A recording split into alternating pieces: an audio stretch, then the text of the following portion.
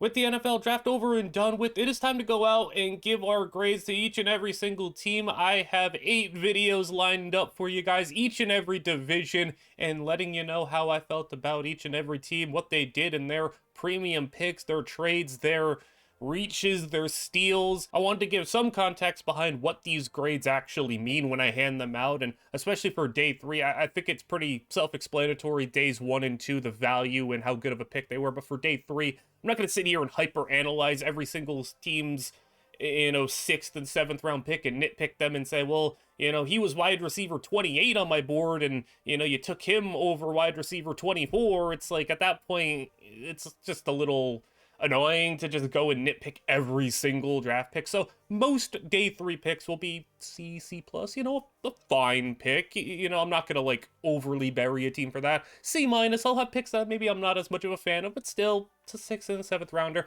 If you get a B minus, it's like that's a nice pick. I'm interested. I think that was a solid pick, a solid fit, decent value. If you get a B or better, and there was plenty of day 3 picks that got B plus, even A pluses in day 3, so that kind of scales upwards for how good of a value and how good of a pick that you made. I put in a lot of effort during this draft season, making sure I had like over 200 players scouted and got everything down, graded these things, and got the videos up to you as quick as I possibly can, so any support would be much appreciated. But I will be going through each of these teams in their divisions, I guess from worst to best, among the 4 teams. So let's get into our first team. To start off the AFC East, going worst to best, we're gonna have to go pretty negative here with the Buffalo Bills, who do get in the bottom tier for my draft grades. They get a C minus, which is bottom 3. Only 3 teams got a grade of C minus.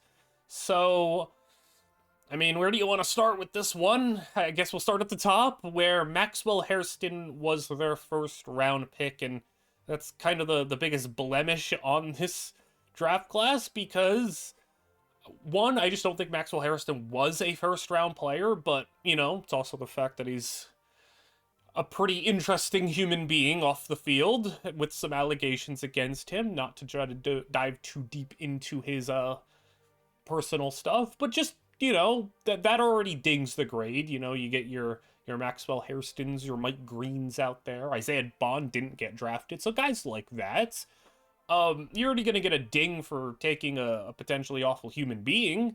But just player for player, Maxwell Hairston was just not a first round player. He's got some upside to him as a potential number 1 corner, and I understand maybe he has a little bit more upside than some of the guys I had ahead of him, but I want to quickly jump to a guy like Dorian Strong, for example, who was their best pick of the draft. I think I had Dorian Strong as my number 10 corner, and I had Maxwell Hairston as like my number 8 corner. I didn't think the gap between Maxwell Hairston and Dorian Strong was like 4 rounds. I didn't think the gap between them was like 130 picks or 140 picks. So, Hairston was a dude who I would have been like maybe okay with as a player in the 2nd round. Also, just me personally don't want to draft bad people, but it's hard to get excited about that pick, especially with all the corners that fell. Like, this was a draft where corners fell. Revel went in the 3rd round. Amos went at 61. Amos was the guy who I thought the Bills should have taken at 30. Will Johnson fell. Ben Morrison fell. And they had injury issues. And they had, some other stuff. Amos just kind of fell because why not, I guess. I don't know why he really fell. That one just doesn't really make sense a lot to me. But corners fell in this draft. And of all the corners to go in the 1st round, Maxwell Hairston went in the 1st round? Are we serious? That gets a D plus for me. That gets about as bad of a grade as any 1st round pick is going to get from me.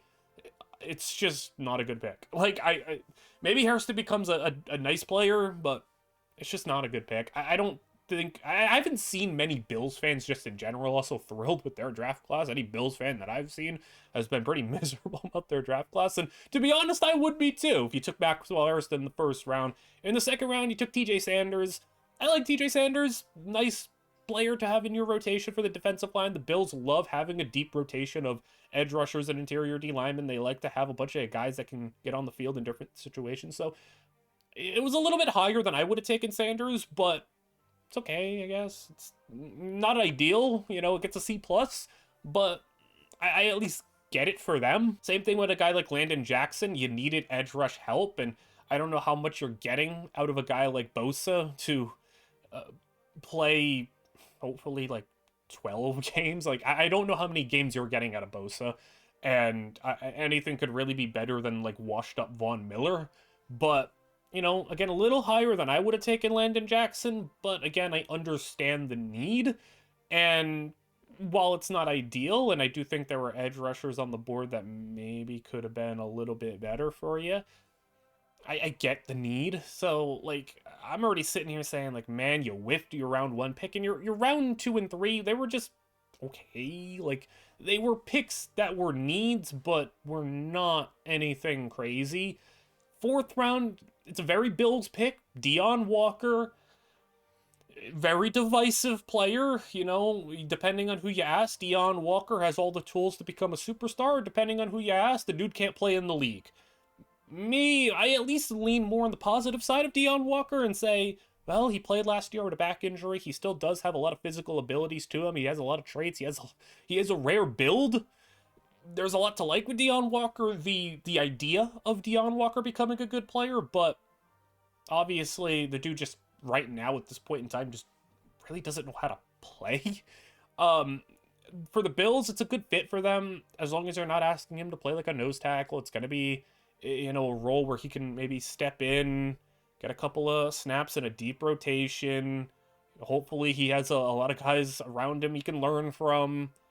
I think the Bills, if any team's going to develop Deion Walker, I'd probably put the Bills near the top of the list of guys who could maybe unlock a bit of what Deion Walker can be. So there's a chance, there is a world where that's like their biggest impact player pick if they end up unlocking the potential of Deion Walker. But even still, this is a dude who, while his ceiling is high, his floor is like unplayable. Like, that is a wide range of outcomes, which is why Deion Walker was a dude who going into the season was thought could be a really high 1st round pick. And that's why he fell in the 4th round, because he just has a lot to do in terms of knowing how to actually play and utilize his abilities to his advantage. I mean, he has this big frame, this great athleticism, and he just didn't use it well. But again, I'll give him a little bit of grace because he was injured last year and playing with a back injury, but also it was a back injury, so knowing the history of players with back injuries, especially tall players, 6'7" players with back injuries, that could be a lingering thing that really devastates him in his career. Then you go to the 5th, 6th, and 7th round. You had a couple of 5th round picks. Jordan Hancock from Ohio State. I mean, considering they took a much better corner 7 picks later, and we'll get to that, with Dorian Strong, who I absolutely love, I honestly think for the Bills, history could be repeating themselves a little bit, because I had an opinion of the Bills draft class a couple of years ago where I really didn't like Kaiir Elam. I thought Kaiir Elam was nowhere near like a 1st round caliber player.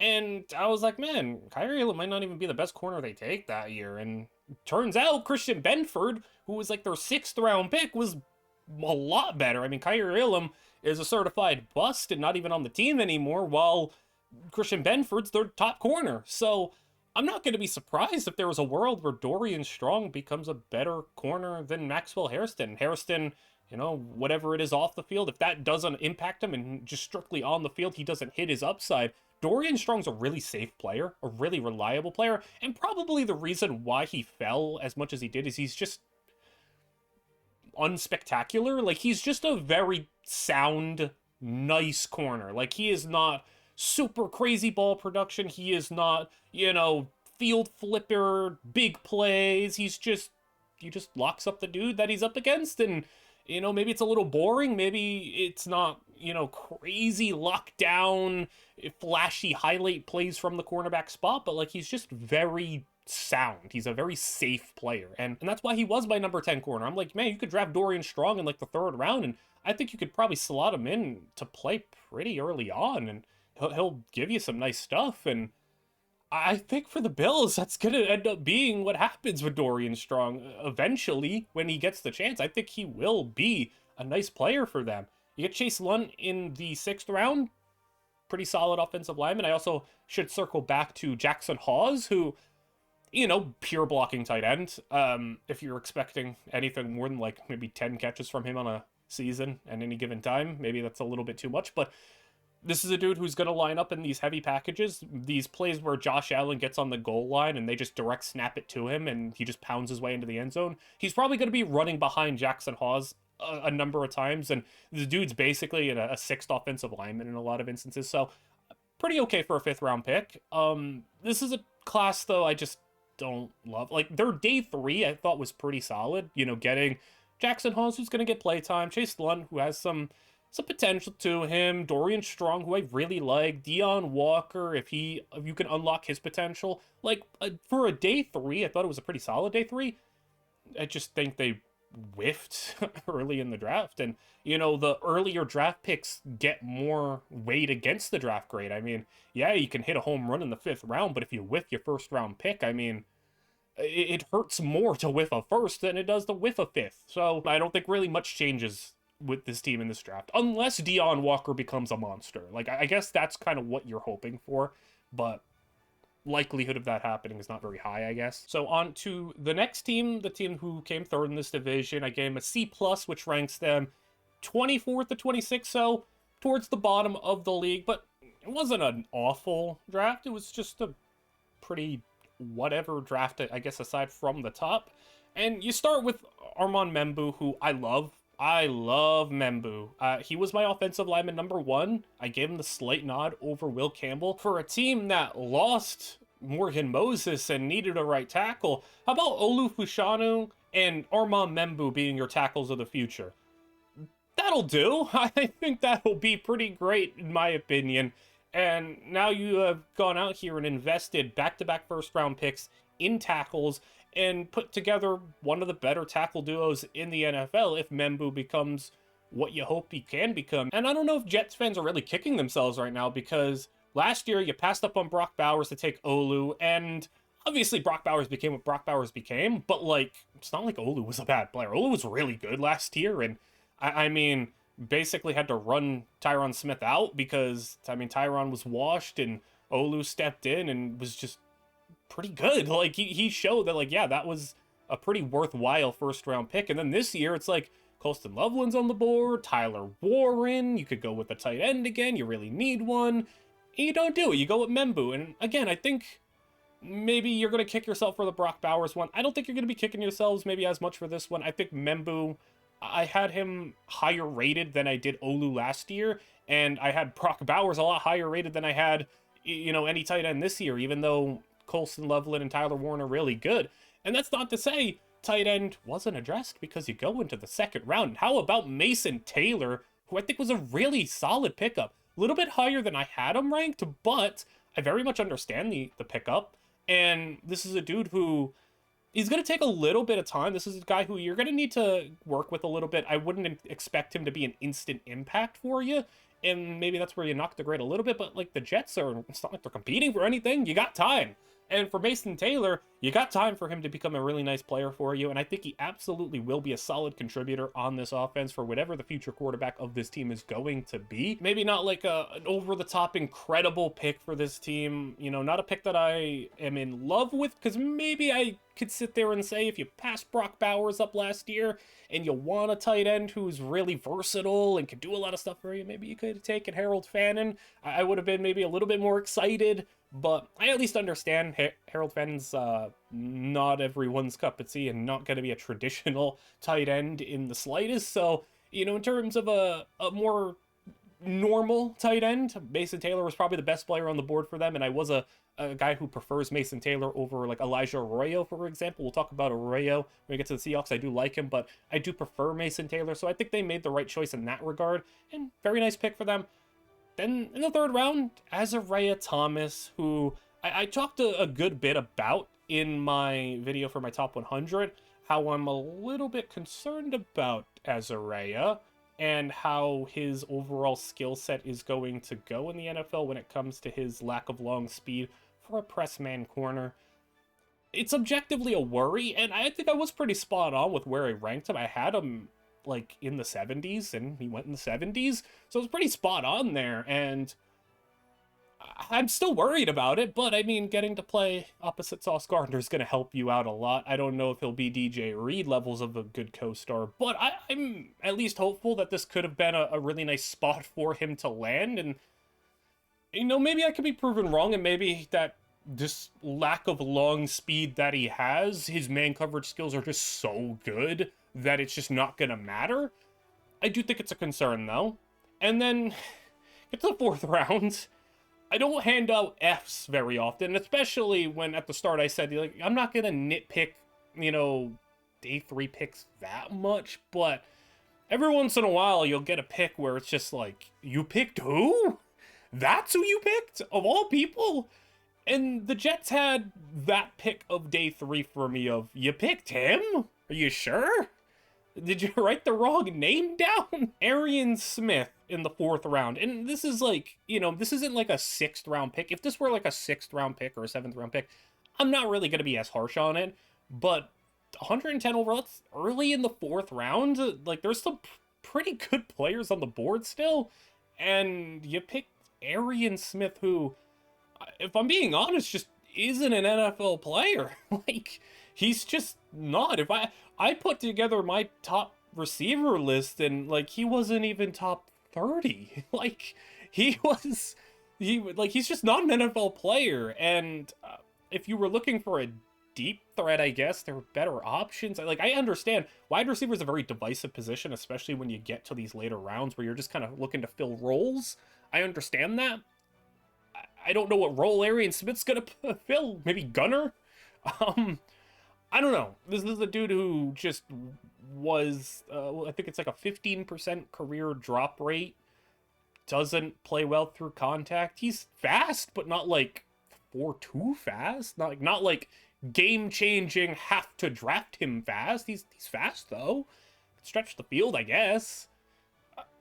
He's just not an NFL player. I don't understand that one. That one just confused me, especially when in the 4th round there was some really quality receivers on the board. I think that one's just like the definition of you took a 4th round pick and you burned it. Like, the max of Arian Smith on your team is maybe like a 5th string, put him on the field, and maybe once a season he catches a 50-yard touchdown because someone forgets to cover him. Maybe I'm being too harsh, but like, man, that was just one of the 4th round picks where it's just like, I didn't give out many F grades. Like, I think I counted on one hand the amount of Fs that I gave out. This is one of them. And for me to give out an F grade on a day 3 pick, it has to be bad. And trust me, that was a brutal one. And it's funny because they go in 20 picks later, make a really nice 4th round pick in Malachi Moore. Malachi Moore's a really solid player, was very comfortably in my top 10 safeties, and I think he's going to slot in as a very solid player for them, who I actually think could contribute to them day 1. Like, I think he could actually play for them early on and give them some good stuff. But it's just weird how, you know, they had 2 4th round picks and they make one of the worst 4th round picks, and then the other one's like one of the better 4th round picks of the draft. Confusing. Then the 5th round, they go and get Tyler Barron, who's maybe the more notable player that they got, and some edge depth, solid. But man, this is an odd draft, I will say, because while I love the Membu pick, Mason Taylor is a solid pick. I have my questions about Azariah. Arian Smith is one of the worst picks of the draft. Malachi Moore's pretty solid, and then not much else. It just gets a fine C+. I don't know if you're gonna look back at this draft for the Jets and say they got like a crazy haul, they got like a lot of value here. Like, I don't think there's any great value picks except for maybe Malachi Moore. I don't think there's any steals. I don't think there's maybe even a whole lot of reaches. I think Mason Taylor was like a small reach, and then Arian Smith, obviously. But this was just like one of the more uneventful maybe forgettable drafts. Not to be like insulting, because it's not one of like the worst ones. There are worse drafts. Like I said, it's 24th to 26th. There are worse drafts. It's just, I don't know if I'm a Jets fan. I'm like pumped for this one. I'm just like, all right, got a couple of players. Maybe Azariah could be good. Maybe Mason Taylor develops. I like Membu though. Pretty good stuff there. I don't know, Jets fans, let me know how you're feeling. Am I too harsh also on the Arian Smith pick? I just think it's a bad pick. Like, that's just me personally. So maybe I'm too harsh on that one, but Jets fans, let me know how you're feeling about this one. Coming in second in the division is a team that I really feel like played themselves a lot of college football 25 with their draft class, especially in day 3. Because if you showed these players maybe a year ago to Dolphins fans, like, man, we got Ollie Gordon, Quinn Ewers, Kenneth Grant, and all these other players. Man, what a draft class! And it's a lot happened in the last year for Quinn Ewers to be a 7th-round pick and Ollie Gordon especially to be a 6th-round pick. I guess we could start down there because Quinn Ewers, for me, I mean, I thought was like an undraftable quarterback. Like, I think Quinn Ewers is horrendous. He should have stayed in college another year. I don't know why he didn't. If he had a chance of becoming a good quarterback, it would have been staying another year. Now, I guess getting to go with Mike McDaniel can help you a lot because Mike McDaniel, I still do believe in as an offensive mind. Ollie Gordon, meanwhile, I mean, this is a dude who just, I don't know, lacked athleticism at the NFL level, and, you know, he really fell off after last year. So, you know, big name value down there in Ollie Gordon and Quinn Ewers, but not great players. That doesn't hurt the overall draft class because I still did find their class to be pretty solid. As if there was one thing that the Dolphins were, and I think the perception around the Dolphins was, is that they're all speed, all flash, no physicality. And I think the Dolphins did what they could in this draft to rectify that and try to be like, no, we can get physical, we can get tough a little bit too. A reputation of a high-flying, fast-paced team who just gets pushed around and bullied. Well, how about going and drafting Kenneth Grant in the 1st round to try to undo that narrative? And I think Kenneth Grant is a phenomenal player. And getting him at 13, very nice pick. You know, a lot of people tried to become a little bit lower on some of these guys like Kenneth Grant. And I think the further you get into draft process with top prospects, it's like, man, you people are just trying to, like, think of reasons why players aren't good and just tricking yourselves. No, Kenneth Grant's a really good prospect. Now, he's not without his flaws, obviously, but I mean, you see the potential. Everyone just says Dexter Lawrence, and they say it for a reason. He's got the build. He's got the rare traits that a guy like Dexter Lawrence has. Now, will he become that? Probably not. But can he become 90% of that? Maybe. I think their potential is there, and at the very least, you're getting yourself a really good nose tackle, and you're getting yourself a really just physical, amazing player in the middle of your defense. Then a curious move that I think I've seen some criticism on, trading up in the 2nd round for Jonah Savaiania. I think I try to say that name. There's a couple of names that I mess up on. I think I'll just call him Jonah, not to like keep stumbling over my words. But trading up for him, people don't love it, and I haven't seen the best reception among Dolphins fans, but I think it's a nice pick. I like Jonah, and I had him graded as a pretty firm 2nd round player, and I thought he was worthy of like the 37th overall pick. Now, was trading up maybe the best idea?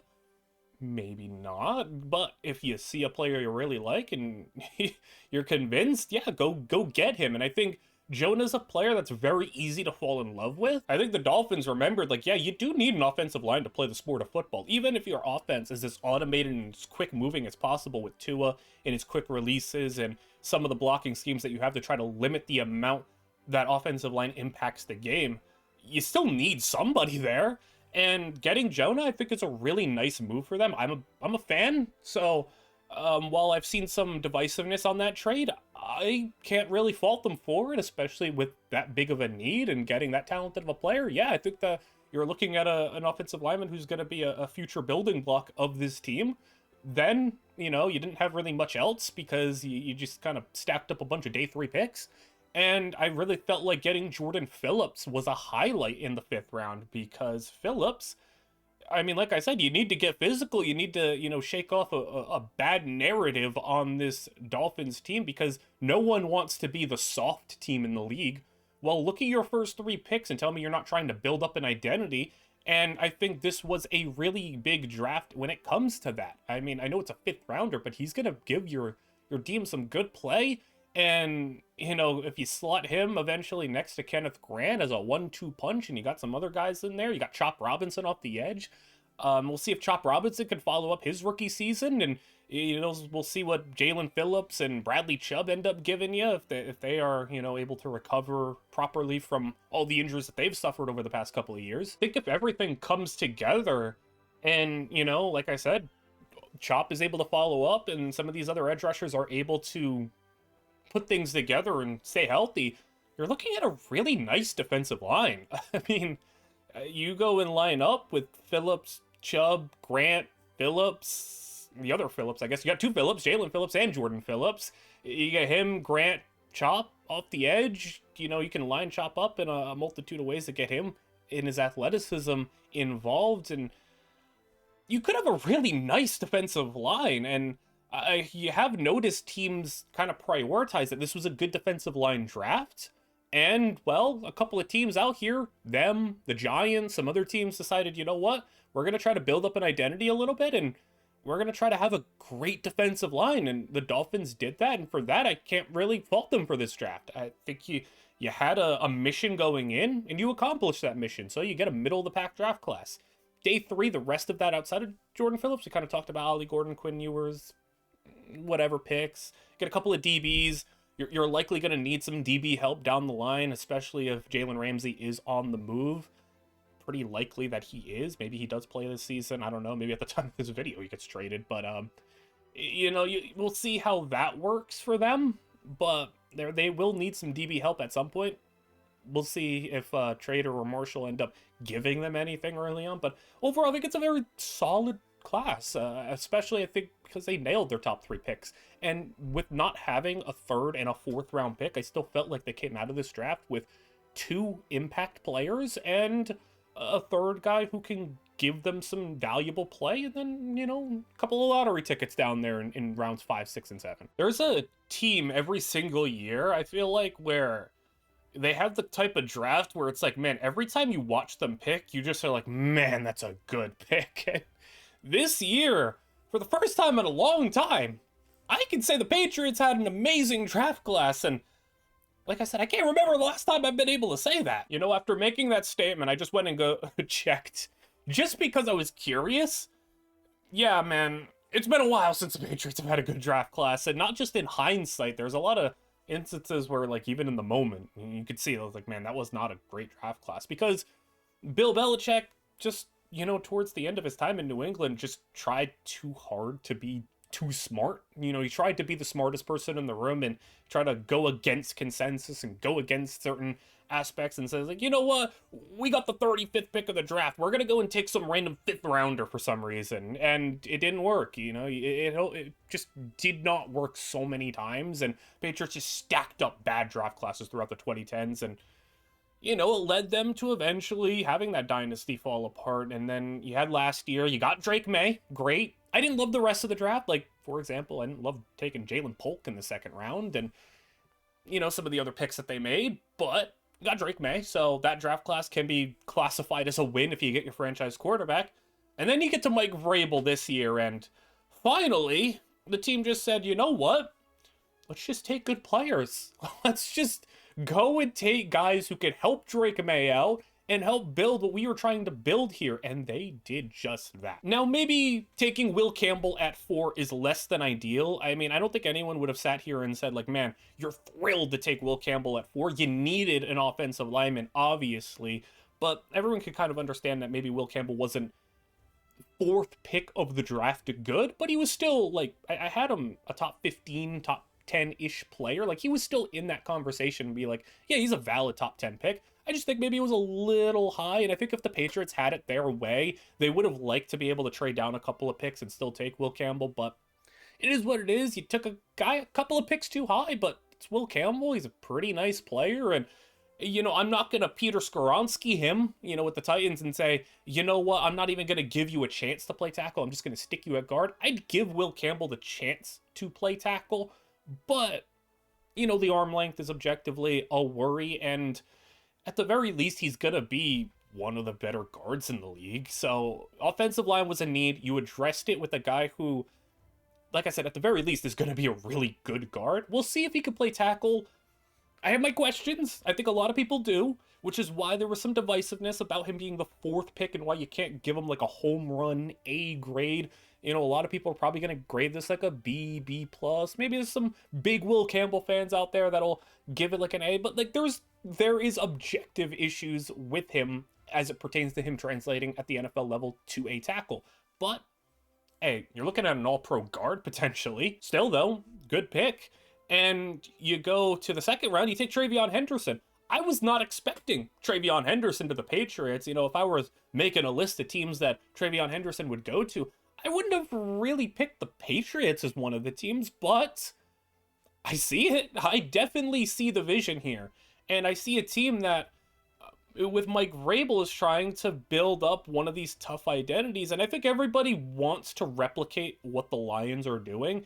And so much has been said about Travion Henderson, and whenever they speak of his name, they try to throw Jahmyr Gibbs in there. And I said during my top 100 video when talking about Travion Henderson, he's not Jahmyr Gibbs. He does not deserve to be called Jahmyr Gibbs or in that conversation. You just can't give him Jahmyr Gibbs level because, like, no one in the league is the type of crazy mover that Jahmyr Gibbs is. Travion Henderson just isn't that.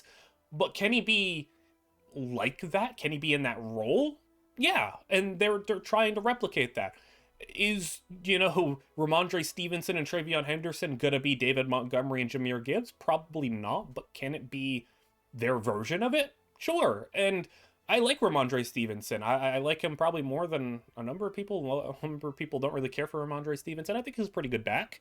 And you get Travion Henderson to be a change of pace guy and also home run hitter. He can block, he can catch. He is the type of running back Mike Vrabel would like in that role because he likes a guy who's not afraid to do some of the dirty work, and Travion Henderson will do that. He also doesn't put the football on the ground. He makes sense for the Patriots. And also, Josh McDaniels, I mean, maybe we're tired of talking about Josh McDaniels still, you know, being a coach in the NFL. You know, definitely not a good head coach, but it's like, man, every couple of years, Josh McDaniels is just sitting there as the Patriots offensive coordinator. I thought they would maybe have an opportunity to go out there and do something a little bit different for once, but went back to the well, went back to Josh McDaniels. But if there's one thing about him, he does utilize running backs in the receiving game. You look at who the Patriots have had over so many years. Shane Vereen, Danny Woodhead, James White, all these running backs where it's like, you know, they want a guy like that. And I think Travion Henderson's better than all of them. I think Travion Henderson does more than all of them. So to have that role filled by Henderson,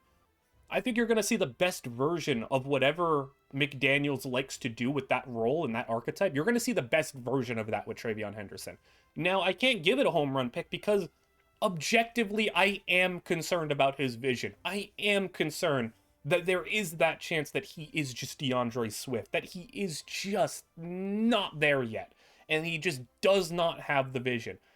But if you're putting him on a scale of Jahmyr Gibbs and DeAndre Swift, I think he does fall somewhere in the middle of he's not as bad at some things as Swift, but he's just not as good as Jahmyr Gibbs in terms of what he was as a prospect. I'm not just saying what Gibbs is now, just as a prospect. He just doesn't have the vision that Gibbs had. He just doesn't have the explosiveness, but he is better at a lot of things than DeAndre Swift. So I will say there's some divisiveness on this pick too, because people are like, man, the Patriots really needed some other things. They didn't need a running back, but it's like, for what Henderson's going to do for this offense, I think it's going to be a lot of fun stuff. And I don't like Josh McDaniels, but he will put together some fun stuff for the usage of Travion Henderson. So once you get to round 3, I was sitting there kind of worried a little bit because I'm like, man, you took Will Campbell. Okay, I get that. Round 2, I was sure they were just going to take a wide receiver. I'm like, man, you really need a receiver. Stephon Diggs is only going to give you so much, especially being older, coming off the injury. He's only going to give you so much. And I'm like, man, you really need to take a wide receiver badly. Next pick, they did do just that, and I think they picked a guy who fits them very well. You know, Kyle Williams was not like my top receiver on the board at that point in time. There were a couple of guys I had ahead of him, but if there was a fit for the Patriots, Kyle Williams was a really good fit. You know, maybe you could have taken Jalen Noel, maybe you could have taken some of the other guys that slipped a little bit, but I think for what the Patriots need, Kyle Williams fits that very well, and you need a guy who you can get the occasional design touch to. You can do that. You need a guy who can line up in the slot. He can do that. You need someone who could just create some separation. Kyle Williams is going to be able to do that. So in terms of just a pure fit, I love the fit of Kyle Williams in New England. I think that that's one of the best landing spots for him. And because of it, like the situation they got at wide receiver, he's going to get opportunities. I mean, Stephon Diggs ain't going to keep you off the field too long. Neither is Jalen Polk. I like Javon Baker. We'll see if he can take a step forward. But a lot of these guys, like, who's really scaring you on this Patriots receiving core to be like, yeah, Kyle Williams can't get on the field because they have these guys? It's like, no, Kyle Williams should be getting on the field pretty early on. And I think, I like this pick a lot more than I like the Jalen Polk in the second round last year. I think, Kyle Williams was a guy who I firmly had in the third round. Jalen Polk was like probably a fourth round pick. Took him in the second round. Thought it was crazy, but, we'll see if maybe Jalen Polk can prove me wrong a little bit. And then he had another third round pick. And this one, again, they really knocked it out of the park with this one, because finding true interior offensive linemen is difficult, especially at the center spot. There was a very small amount of guys who I thought in this draft class could be like, yeah, that's a pretty nice center. Jared Wilson was probably the best true center in this draft class. And, well, you needed a center, and here you go. Take Jared Wilson in the third round. I thought they would have maybe taken him at pick 69 when I seen him on the board. I'm like, man, Jared Wilson kind of fits in New England pretty well. I think that could be the pick. Took Kyle Williams, and I'm like, I don't know if he's going to make it there, but he made it all the way to 95, and it's like, wow, they got him at 95. That's a really nice pick for them. He's going to slot right in, be a great impact player for them, and at the very least, like I said, if Will Campbell isn't a tackle, well, look at your potential interior. Say Michael Onwenu stays at guard. Will Campbell, Michael Onwenu at guard with Jared Wilson at center and Morgan Moses at right tackle? Is that offensive line perfect? No. Do I still think they could potentially use a left tackle of the future if it's not Will Campbell and he plays guard? Of course. But they did a good job rebuilding this offensive line a little bit, because if Jared Wilson and Will Campbell, at the very least, like wherever Will Campbell ends up settling in, is going to be a future cornerstone. Jared Wilson, I think, is going to be a future cornerstone of this offensive line. And depending on how long they keep Michael Onwenu, that's a three-man interior potentially right there, or at least two men if Will Campbell is your tackle. And then Morgan Moses is obviously a short-term piece, but this Patriots offensive line has really turned a corner for the better, and I really like what they are putting together. So you spend your first 4 picks on offense, that was the right move. Maybe you could have established some stuff on the defense, and for Mike Vrabel, I think he understands, like, man, we need to do what we can to surround Drake May with everything he needs to succeed, and that's what teams should be doing when you have Drake May, Jaden Daniels, Caleb Williams, Bo Nix. You took Cam Ward for the Titans. All these guys, you get these quarterbacks, rookie deals early in their contracts. Texans did this with CJ Stroud too. We'll talk about them. You get a quarterback, just surround them with talent, draft offense, give them everything they need to succeed. And you spend your first 4 picks, and you did just that. And I think they went 4 for 4 on their first 4 picks. Now, I will say, when you get to day 3, I wasn't a fan of Craig Woodson. That's just a me thing. I had Craig Woodson rated a little bit lower. I had him as like my safety 12. I wasn't a fan of Craig Woodson. That's just a me personal thing. Considering, has there ever been a draft maybe where you're looking at all the picks and it's like, man, that's a good pick, that's a good pick, that's a good pick, and then they make a pick that you don't like, and it's like, man, they made every other pick good. Maybe I'm just wrong about this one. It's like, maybe I'm just wrong about Craig Woodson, because they nailed every other pick, it feels like. So you get to the other 4th round pick, Josh Farmer. Why the heck was he just slipping down to them? You get him at 137, and I mean, you already gave Milton Williams a big contract. You have Christian Barmore. We'll see what Barmore's health situation's looking like, but Josh Farmer's going to be able to slot in as a potential future piece of this defensive line if you can develop him. I think he has a lot of skill sets to be an eventual starter for your team. I thought that was an incredible pick. And then, arguably an even better pick in the 5th round. How about getting Braden Swinson in the 5th round? What?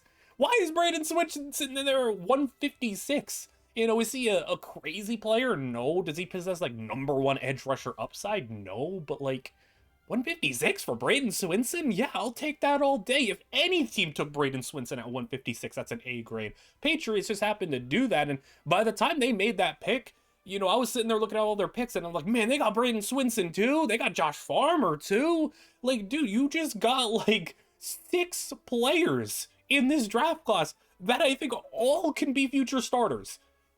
How many teams could say that they left this draft with like 6 potential starters? At the very least 4.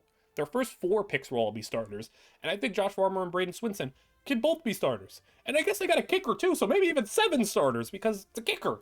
But then you get Marcus Bryant also in the 7th round. You get a long snapper. You get a long snapper too. How about 8 starters? Because, fill out the special teams as well. The Patriots, I guess, might have just gotten themselves 8 starters in this draft class. Like, this could have been the, like, I gave them the tier 1. I didn't want to, like, choose one A grade over the other, but this might have been the best draft in the entire league. Like, they're in tier 1, they're top 5 minimum, but, like, if you told me the Patriots just had the best draft class, it's like, yeah, probably. Like, and it's so refreshing, I guess, to see the Patriots actually draft well. And, you know, it's like Mike Rabel came out here, he didn't play around. Like, this is a crazy good draft class, and you got yourself 4 to 8 starters. You know, I guess if you want to count the long snapper and the kicker. Like, but still, like 4 to 6 meaningful starters on offense or defense. That's incredible. You can let me know what you thought of the Patriots draft class, what you thought of the Jets, the Dolphins, the Bills. Was I too harsh on the Bills? Was I maybe not harsh enough on some other teams? Am I praising this Patriots class a little too much? You can let me know what you thought, and if you thought the Patriots draft class was as good as I thought it was, and all these other, you know, opinions that we can have on these draft classes, and the thoughts and the discussions we can have. Like, comment, and subscribe, as I am trying to get all these videos out, all 8 of them, you know, in the span of a week. So it takes a lot of work, takes a lot of effort. So I hope you guys all enjoyed, and I will see you guys all in the next one.